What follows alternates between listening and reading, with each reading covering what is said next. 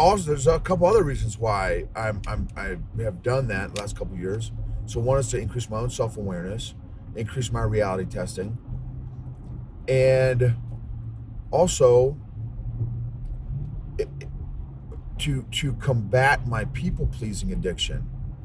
Because, and thank God I'm probably 90 to 95% healed from my people-pleasing addiction, but I have wanted to convey a certain image. I've kind of wanted to control the image that other people have of me, that I like it's almost like I'm almost wanting people to judge me and dislike me, and oh man, no, but you struggle with that, oh and that, oh and that, oh and you failed at that, and you failed at that. Like, man, Noble really sucks. Like, I need to not stay connected with this guy. Like, I almost want that kind of response because of how for 4 decades I've wanted the opposite. I've wanted, oh man, I hope they love me and like me and respect me and think I'm this great, amazing dude. No, if me and all my shortcomings and issues repel you and repulse you, you know what I mean? Like, I want to be cool with that. Like, you have the freedom to do that, and I want to be totally okay with that.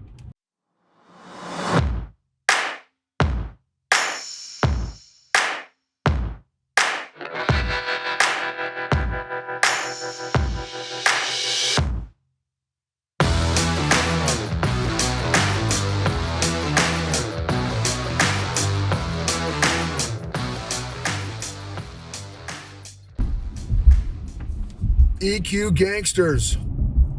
This episode is about my successes and failures of 2022. And I posted on social media. Last year was my first year doing it. My failures and successes. And then now I'm doing it this year. And it's kind of a fascinating exercise and fun exercise, to be honest with you. One of the areas that I need to work on is one aspect of emotional intelligence called reality testing. What is one's ability to look at reality objectively? And my reality testing is, again, from one of the EQ assessments that I am certified on. Again, that's one of the 15 areas of emotional intelligence. And reality testing has been an area that I've needed to work on. And I found that doing my failures of 2020, of looking back, that over the course of the year, to look at all my failures and all my successes has been great. It's been a great exercise. I used to only be good at being aware of my failures. Well, and I would even argue I was aware of some of my failures, not all of them, because how much my self-awareness lacked, how much self-awareness I lacked. And so I think it has been a great exercise to implement this year and last year, because it really helps me, like, okay, what did I not do well at this year?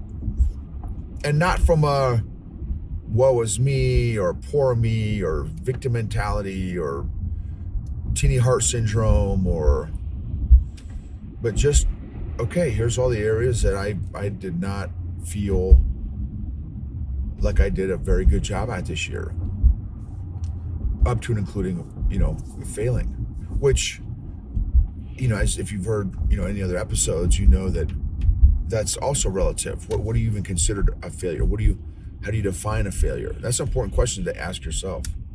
How do you define a failure in your life? What does failure look like? That's a whole nother ball game, but that's an important question. And I could tell with some of my responses, I'm not going to share my actual successes and failures in this episode because I have them written down on my phone and laptop, so I can't pull them up and give you the individual. But if you want to see the actual list of failures, absolutely feel free to jump on and connect with me on Facebook or LinkedIn, and you'll be able to see my list of successes and failures. And, you know, I'm also a little bit interested to see how people respond. For me, again, it's an EQ exercise for me to go over my failures and stuff. But I did notice that going through some of my failures, I like, it was interesting, the emotions that came up, and they weren't pleasant. They weren't like, I'm glad I did and have done the exercise now 2 years in a row. But it's not like, oh, sweet, like, let's reminisce all my failures and shortcomings. But in another way, I'm glad because again, reality, I want to look at reality objectively and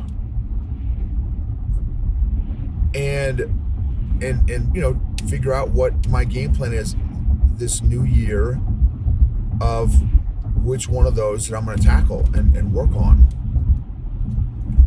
And also, there's a couple other reasons why I have done that in the last couple of years. So one is to increase my own self-awareness, increase my reality testing, and also to combat my people-pleasing addiction. Because, and thank God, I'm probably 90 to 95% healed from my people-pleasing addiction. But I have wanted to convey a certain image. I've kind of wanted to control the image that other people have of me, that I like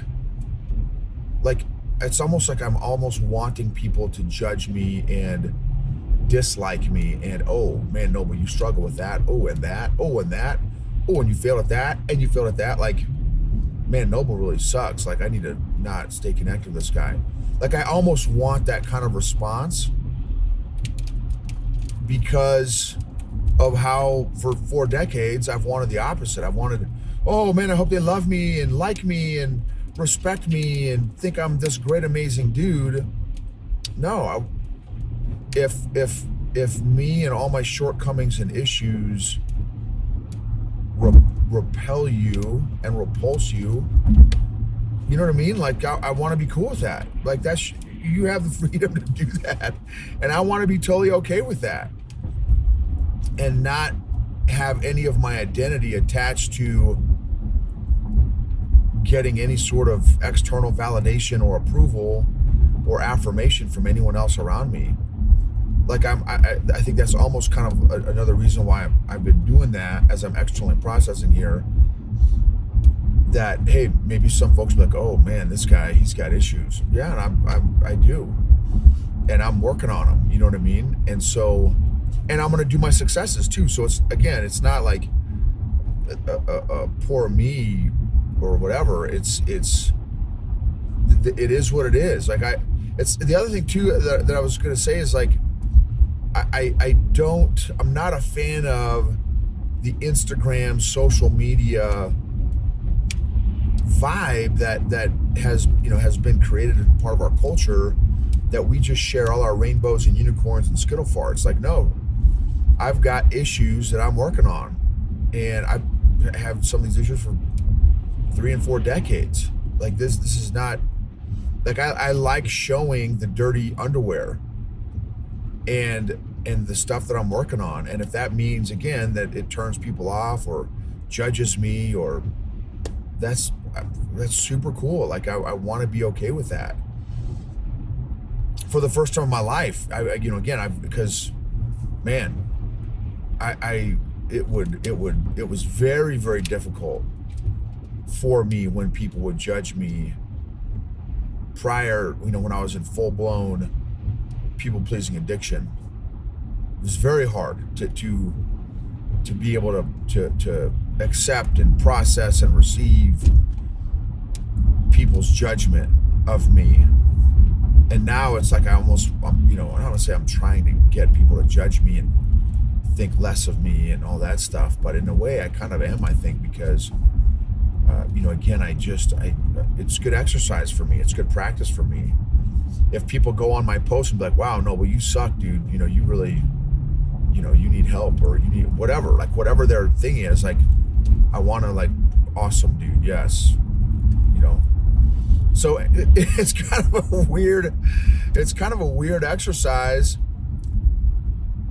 So I do have some, so other than the self-awareness and the reality testing, I do have some other reasons. And again, I'm going to post my successes here, I don't know, tomorrow probably, or the next day, sometime this week on my social media. And again, just for my own exercise, self-awareness, and vulnerability is another one.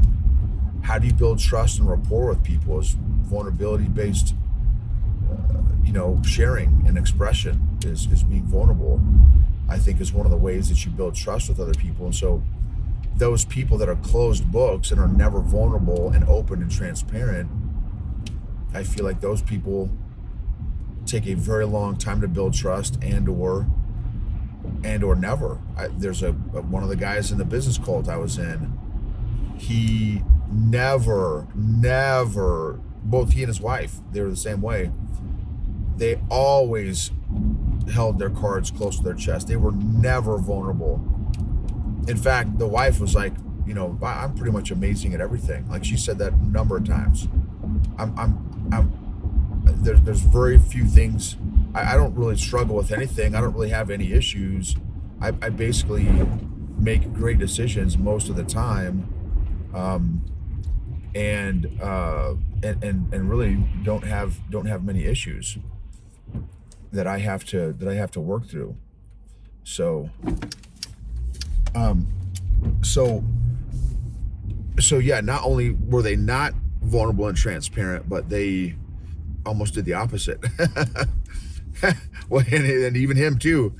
I asked him, he was a financial genius, and I asked him, I said, hey, what do you do if somebody is in a bad financial spot? How do they work out of it? What are some tips? He's like, here's a tip, is I'd never get in that position. And I'm like, okay, dude, that's super, super unhelpful. Like, really? So you're a millionaire, and your response to somebody that's struggling financially is, I would never get in that position, which, I mean, that is true. There's no doubt about that.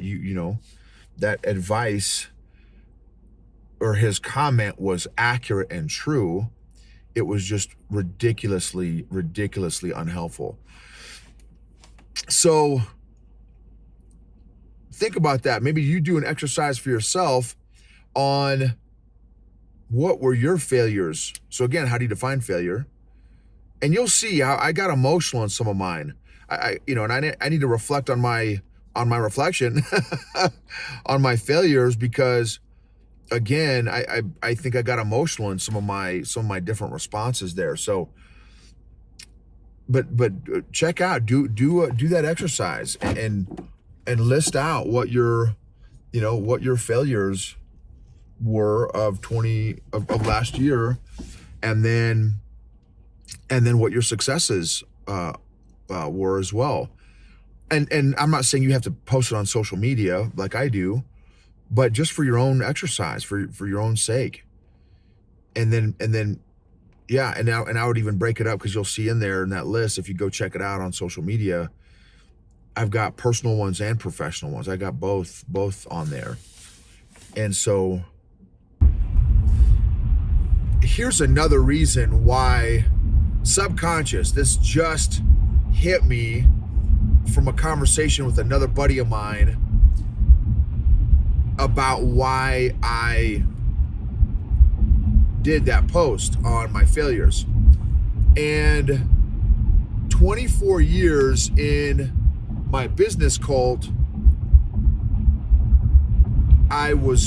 you were not allowed to have a bad day or have unpleasant, uncomfortable emotions.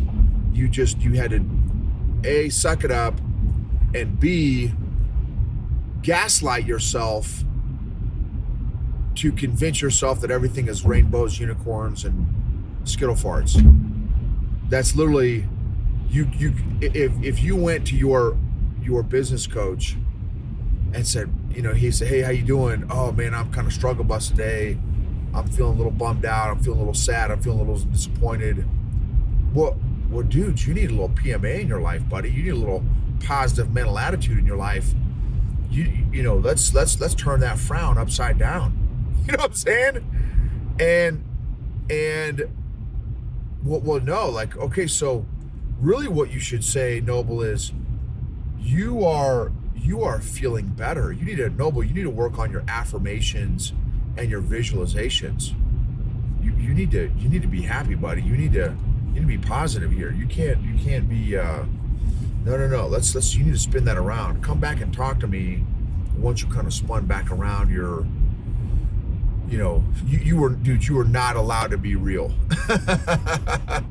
You had to be 100% faking the funk on the nasty dunk and cut off stuff and avoid, because you can't cut off stuff and avoid any unpleasant, uncomfortable emotions that you were feeling, because nobody wanted to hear it. They wouldn't hear it. They would have you gaslight yourself, and then they would gaslight you. And yeah, so I think that's another reason why I did that post subconsciously. Again, didn't even realize that was my way of kind of giving a middle finger to that environment of fake surface level, toxic positivity. It's like, no, not every aspect of my life is great.